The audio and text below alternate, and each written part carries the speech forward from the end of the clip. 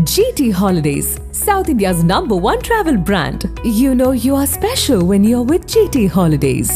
Communist state, அதாவது இன்னைக்கு உலகத்தில் எங்கேயாவது கம்யூனிசம் அல்லது சோஷியலிசம் இருக்குது அப்படின்னு நம்ம பேசினோம்னா அது ஒருவேளை வடகொரியாவில் மட்டும்தான் இருக்கிறதா நான் நினைக்கிறேன். கியூபாவில் கூட தளர்ந்துட்டு வருது. ஆனால் 1941 ஜூன் மாதம் ரஷ்யாவை நோக்கி ஹிட்லர் படையெடுத்து விடுகிறார். ஸோ ஒரு பெரிய நெருக்கடி வந்துடுது ரஷ்யர்களுக்கு, போல்ஷெவிக்ஸுக்கு, கம்யூனிஸ்டுகளுக்கு. அவர்களுக்கு பெரிய ஆயுத உதவியும் மற்ற உதவிகளையும் செய்தது யாருன்னா அமெரிக்கர்கள். சரி, அமெரிக்கர்கள் ஏன் இதை பண்ணுறாங்கன்னா 6 மாதத்துக்கு பிறகு டிசம்பரில் அவங்க மேலே போர் தொடுக்கிறார் ஹிட்லர்.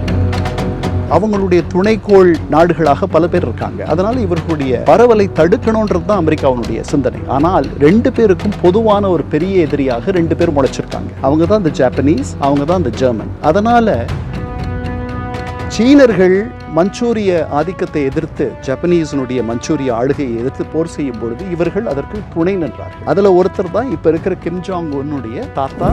ஜப்பனீஸ் காலனி ஆதிக்கத்தை இதெல்லாம் அவர் பார்க்கிறார். ஸோ அதனால அவருக்கு இந்த காலனி ஆதிக்கத்திற்கு எதிர்ப்பான ஒரு எண்ணம் வலுவா இருக்கு. அவர் சோஷியலிசமும் கம்யூனிசம் தான் சரியான்னு நினைக்கிறவர். அவர் பின்னாடி நிறைய பேர் இருக்காங்க. அவர் வடகொரியாவில் ஒரு பெரிய சக்தியாக உருவெடுக்கிறார். நக்கீர நேயர்களுக்கு வணக்கம். சர்வதேசம் அப்படின்ற தொடருக்கு உங்களை வரவேற்கிறோம். இந்த தொடரில் நாம் தொடர்ந்து உலக அரசியல் பற்றியும் நாம் இதுவரைக்கும் கேள்விப்படாத பல வரலாறுகள் பற்றியும் தொடர்ந்து நம்மிடையே பேசிட்டு வரார் ஓய்வு பெற்ற ஐநா அதிகாரி திரு கண்ணன் அவர்கள். இன்னைக்கும் நாம் அதிகம் எதிர்பார்த்திருக்கக்கூடிய, அதிகம் கேள்விப்பட்டிராத அந்த கொரிய வார் பற்றியும் அந்த நாடு எப்படிலாம் பிரிஞ்சது அப்படின்றத பற்றியும் பேசுகிற கணஞ்சிருக்கார். அவரை வரவேற்கலாம். வணக்கம் சார். வணக்கம். வணக்கம் சார். கொரியா அந்த ஒரு டாப்பிக்கை பற்றி பேசணும் அப்படின்னா கண்டிப்பாக நம்ம கிம் ஜாங் உன் பற்றி பேசியே ஆகணும். ஏன்னா அவர் தான் நம்ம மைண்டுக்கு வர்றது கொரியா அப்படின்னாலே. ஏன்னா நார்த் கொரியாவோட ஒரு டிக்டேட்டர் தலைவராக இருக்கார். அந்த மர்மமான ஒரு நாடாக பார்க்கக்கூடிய நார்த் கொரியாவுக்குள்ளே என்ன தான் நடக்குது, மக்கள் எப்படி இருப்பாங்கன்னு சொல்லிட்டு எல்லாத்துக்கும் பல கேள்விகளும் பல குழப்பங்களும் இருக்கும் சார். ஸோ அந்த கிம் ஜாங் உன் பற்றி பேசணும் அப்படின்னா அவருடைய வரலாறு என்ன, அவரோட தலைமை பண்பு ரொம்ப வினோதமாக பார்க்கப்படுது. இப்போ கூட கிறிஸ்மஸ்லாம் கொண்டாடாதீங்க, என்னோட பாட்டியோட பர்த்டே கொண்டாடுன்னு சொல்லிட்டுனா பல உத்தரவுலாம் கொடுத்துட்ருக்காரு. ஸோ அவரோட வரலாறு எங்கேருந்து ஆரம்பிக்கப்பட்டது சார்? எதற்காக இப்படி ஒரு தலைமை பண்பு அவர் வச்சிருக்காருன்னு பார்க்கலாம். இல்லை, அவர் 3வது தலைமுறை தலைவர். நம்ம டைனாஸ்டிக் ரூல், குடும்ப அரசியல்லாம் சொல்கிறோமே, அது ரொம்ப பொருத்தமான இடம் வடகொரியா. அவங்க தாத்தா உருவாக்குன நாடு தான் அது. கிம் இல் சாங் அவர் தான் வடகொரியாவை உருவாக்கினார். அவருடைய மகன் கிம் ஜாங் இல், அதாவது இப்போ இருக்கிற கிம் ஜாங் உன்னுடைய தந்தை, அவர் 2011 வரைக்கும் அவங்க தந்தையார் இறந்த பிறகு, அந்த நாட்டை உருவாக்கிய அந்த நாட்டினுடைய தந்தை அவர் இறந்த பிறகு அவர் ஆண்டார். அதற்கு பிறகு இவர் 2011 ஆட்சிக்கு வந்தார். அப்போ இவருக்கு என்ன வயதுனா ஏறக்குறைய 25 வயது தான். இன்றைக்கி அவருக்கு 41 வயது. ஸோ ஒரு மிக இளைய வயதிலேயே அவர் ஆட்சிக்கு வந்துவிட்டார். அவருக்கு சகோதரர்கள்லாம் இருக்காங்க. ஆனால் இவர் தான் ரொம்ப தகுதி படைத்த ஒருவராக அவருடைய தந்தையார் எண்ணியிருப்பார் போல இருக்கு. இவர் வந்துட்டார். அவங்க 3 பேருமே அவர்களை பற்றி நமக்கு அதிகம் தெரியாது. நமக்கு தெரிஞ்சதெல்லாம் மேலை நாட்டு உளவு நிறுவனங்கள் நமக்கு அவர்களை பற்றி சொல்கிறது தான். நமக்கு அவர்கள் ஆங்கிலத்தில் அதிகமாக பேசுபவர்களும் அல்ல, இந்த 3 தலைவர்களுமே. அது ஒரு மர்மமான ஒரு ஹெர்மிட் கம்யூனிஸ்ட் ஸ்டேட். அதாவது இன்றைக்கி உலகத்தில் எங்கேயாவது கம்யூனிசம் அல்லது சோஷியலிசம் இருக்குது அப்படின்னு நம்ம பேசினோம்னா அது ஒருவேளை வடகொரியாவில் மட்டும்தான் இருக்கிறதா நான் நினைக்கிறேன். கியூபாவில் கூட அது தளர்ந்துட்டு வருது. கியூபாவில் கூட தனி உடைமை, தனியார் டாக்ஸிகள், தனியார் உணவகங்கள் இதெல்லாம் வந்துருச்சு. அவர்கள் தனியார் நாட்டுடைமை அல்லது சோஷியலிச வழியிலிருந்து அவர்கள் தனியார் மயப்படுத்துவதற்கு மாறிக்கொண்டிருக்கிறார்கள் சிறுக சிறுக. வடகொரியாவில் மட்டும் இன்னும் அந்த காலத்திய சோஷியலிசம் ஒரு எதேச்சிகார, ஒரு மிகுந்த கட்டுப்பாட்டுக்கு உள்ளிருக்கக்கூடிய ஒரு நாட்டை அவர்கள் அந்த நாட்டினுடைய தொடக்கத்திலிருந்து, எப்போ அந்த வடகொரியான்ற ஒரு நாடு வந்துச்சு, ஏன் அந்த கொரியா தீபகற்பம் பெனின்சுலா பிரிஞ்சிருக்கு 2 அப்படின்லாம் நம்ம பார்த்தோம்னா அன்னையிலிருந்தே இவங்க தாத்தா அந்த நாட்டை எப்படி உருவாக்குனார்னா, இவங்க தாத்தா சோவியத் படைகளில் ஒரு மேஜராக இருந்தவர். அவர் அங்கே, அதாவது இன்னைக்கு கொரியா 1910 ஜாப்பனீஸ் அவர்களோட இணைச்சிக்கிட்டாங்க அந்த கொரியாவை.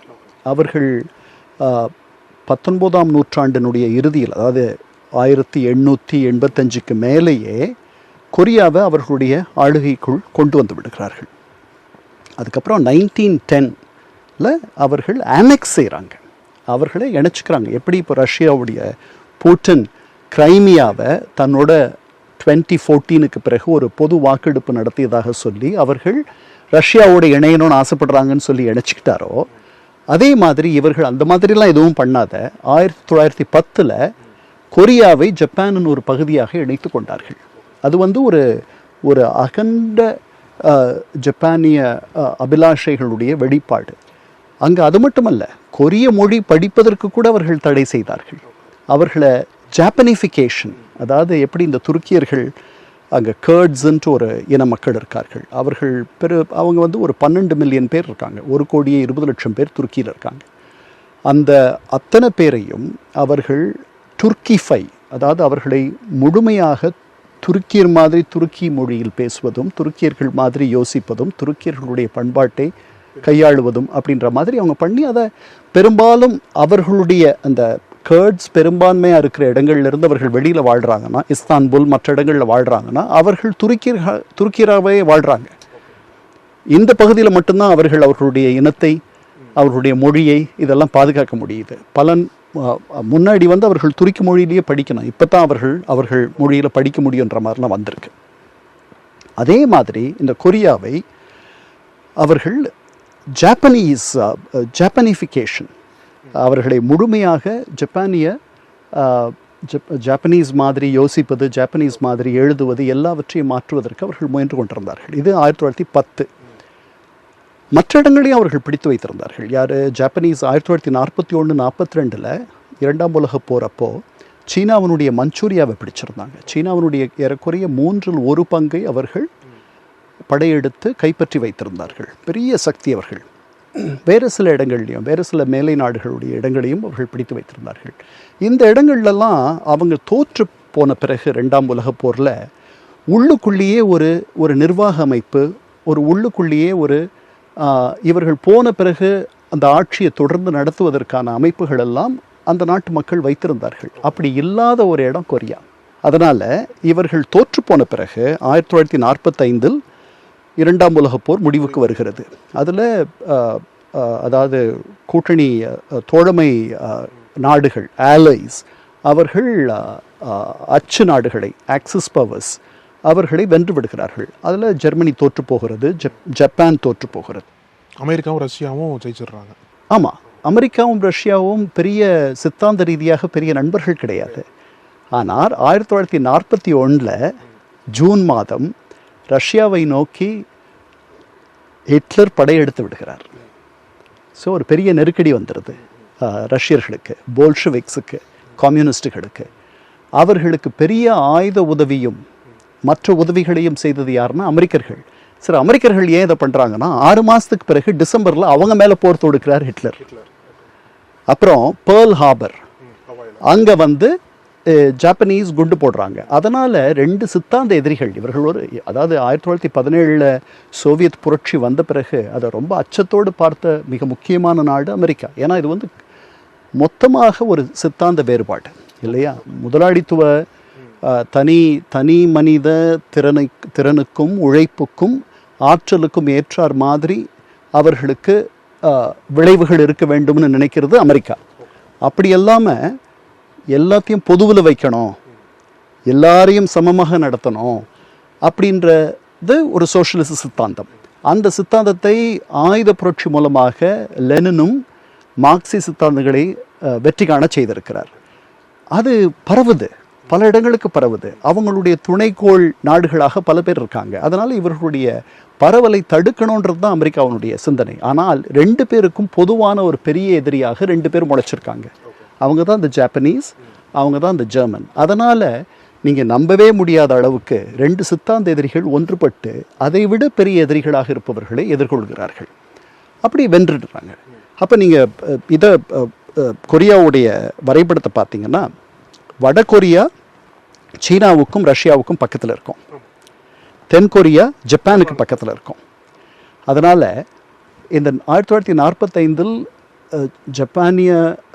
ஜப்பானீஸ் ஆதிக்கத்திலிருந்து அது விடுபட்ட பிறகு நிர்வாக ரீதியாக சோவியத் யூனியனுடைய படைகளும் அமெரிக்க படைகளும் அதை 38ஆம் அட்சரேகை 38th parallel அங்கே நிர்வாக ரீதியாக பிரித்து கொள்கிறார்கள். எங்களுக்கு பக்கத்தில் இருக்கிற இந்த வட கொரியாவை நாங்கள் பார்த்து கொள்கிறோம். அதனுடைய பாதுகாப்பு, அதில் இருக்கக்கூடிய அதாவது பிடிப்பட்ட கைதிகளை திருப்பி அனுப்புவது, இந்த மாதிரி நாங்கள் பார்த்துக்கிறோம். நீங்கள் தென் கொரியாவை பார்த்து கொள்ளுங்கள். இப்படி ஒரு ஏற்பாடு. இப்போ இன்னும் அவர்கள் நண்பர்களாகத்தான் இருக்கிறார்கள், சரிதானா? ஆனால் இப்படி பிரிச்சுக்கிட்ட பிறகு வடகொரியாவில் இப்போ இவர்கள் மட்டுமே அந்த ஜாப்பனீஸ் ஆதிக்கத்திலிருந்து அதை விடுபட செய்யவில்லை. கொரியாவினுடைய விடுதலை வீரர்கள் எப்படி நம்ம நாட்டில் விடுதலை வீரர்கள் இருந்தார்களோ, எப்படி நேதாஜி இருந்தாரோ, காந்தியடிகள் இருந்தார், மற்றவர்கள் இருந்தார்கள், அந்த மாதிரி அந்த நாட்டிலையும் பல பேர் நாடு முழுக்க புகலிடம் தேடி வெளியில் போய் அவர்கள் ஜாப்பனீஸை எதிர்த்து போர் செய்து கொண்டிருந்தார்கள். அதில் ஒரு பெரும் பகுதியினர் சீனாவில் இருந்தார்கள். அதுதான் பக்கம். சீனர்கள் மஞ்சூரிய ஆதிக்கத்தை எதிர்த்து, ஜப்பனீஸினுடைய மஞ்சூரிய ஆளுகையை எதிர்த்து போர் செய்யும் பொழுது இவர்கள் அதற்கு துணை நின்றார்கள். ஸோ அங்கே அவர்கள் பயிற்சி பெற்றார்கள். அதில் ஒருத்தர் தான் இப்போ இருக்கிற கிம் ஜாங் உன்னுடைய தாத்தா. அவர் அங்கே அந்த சீன இராணுவத்தோட பயிற்சி பெற்று அதுக்கப்புறம் அங்கேருந்து அவர் ரஷ்யாவில் பயிற்சி பெற்று அங்கே ஒரு மேஜர் ஆகிறார். அவர் ஒரு வசீகரமான ஒரு தலைவராக வடகொரியாவில் வெளிவருகிறார். வடகொரியா அவருடைய பயிற்சி, அவருடைய பார்வை, அவருக்கு தெரிந்ததெல்லாம் கம்யூனிஸ்ட் சித்தாந்தம், ரஷ்ய இராணுவம், சீனர்களுடைய படையெடுப்பு, இராணுவ ஆட்சி. ஆமாம், சீனா எப்படி எதிர்த்து போர் பண்ணிச்சு இந்த ஜாப்பனீஸ் காலனி ஆதிக்கத்தை, இதெல்லாம் அவர் பார்க்கிறார். ஸோ அதனால் அவருக்கு இந்த காலனி ஆதிக்கத்திற்கு எதிர்ப்பான ஒரு எண்ணம் வலுவாக இருக்குது. அவர் சோஷலிசமும் கம்யூனிசம் தான் சரியான்னு நினைக்கிறவர். அவர் பின்னாடி நிறைய பேர் இருக்காங்க. அவர் வடகொரியாவில் ஒரு பெரிய சக்தியாக உருவெடுக்கிறார். இன்னும் வடகொரியாவும் தென்கொரியாவும் அமெரிக்க சோவியத் யூனியனுடைய கட்டுப்பாட்டில் தான் இருக்கின்றன. இன்னும் எந்த விதமான அரசும் அமையவில்லை. அரசு அமைப்பதற்கு எல்லாரும் போட்டி போடுகிறார்கள். பல சக்திகள் இருக்கின்றன. எப்படி இப்போ வங்கதேசத்தில் நம்ம பார்க்குறோம், அந்த மாதிரி யார் வரப்போறான்னு தெரியல நமக்கு. அப்படி இருக்கு. தென்கொரியாவில் இதே மாதிரி விடுதலை வீரர்கள், ஜப்பனீஸோடைய காலனி ஆதிக்கத்தை எதிர்த்து போரிட்டவர்கள் மேற்கில் சில பேர் இருந்தார்கள். அதாவது மேலை நாடுகளில் அமெரிக்காவில் படித்த சங்மன் ரீன் சொல்லிட்டு ஒருத்தர். அவர் தனியாக ஒரு கவர்மெண்ட் இன் எக்ஸைல், தனியாக ஒரு ப்ரொவிஷனல் கவர்மெண்ட், ஒரு தற்காலிக அரசை கொரியாவுக்கு வெளியில் இருந்து அவர் நடத்தி கொண்டிருந்தார். அவர் படித்ததெல்லாம் அமெரிக்காவில்.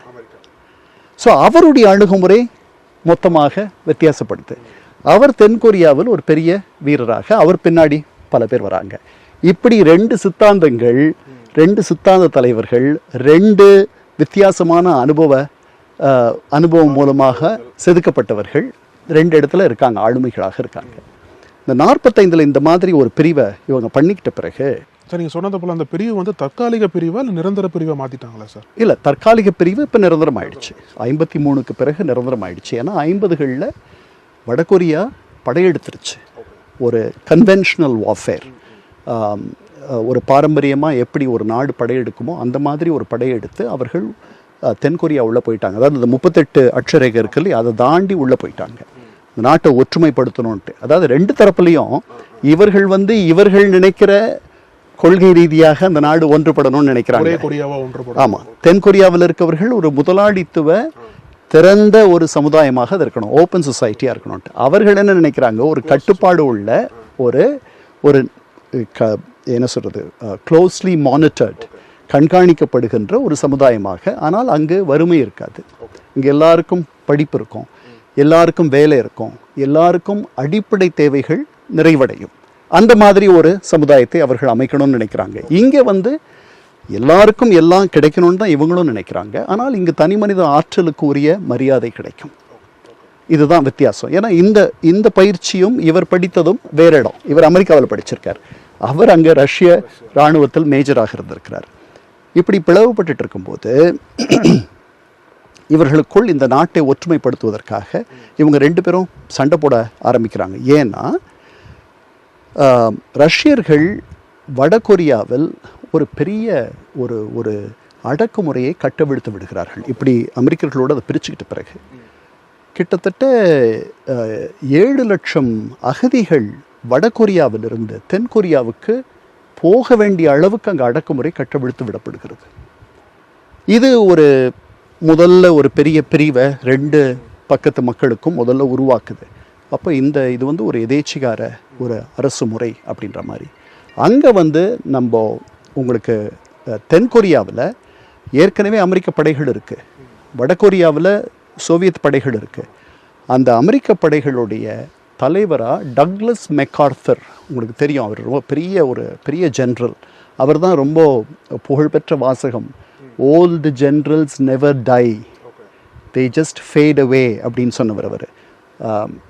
பழம்பெரும் ஜென்ரல்கள் இறந்து விடுவதில்லை, அவர்கள் மறைந்து விடுகிறார்கள், மெதுவாக தேய்ந்து போகிறார்கள் அப்படின்னு சொன்னார். ஏன்னா அவர் அங்கேருந்து அவர் தங்களுடைய கட்டுப்பாட்டுக்கு இல்லைன்னு சொல்லிட்டு அதிபர் ட்ரூமன் நினைச்சார். அதனால் அவர் அங்கிருந்து அவருடைய தலைமை பதவியிலிருந்து அவரை விடுவிச்சு அமெரிக்காவுக்கு திருப்பி கொண்டு வந்துட்டார். அப்போ அவர் பேசின பேச்சில் தான் இந்த வரிகளை அவர் பயன்படுத்தினார்.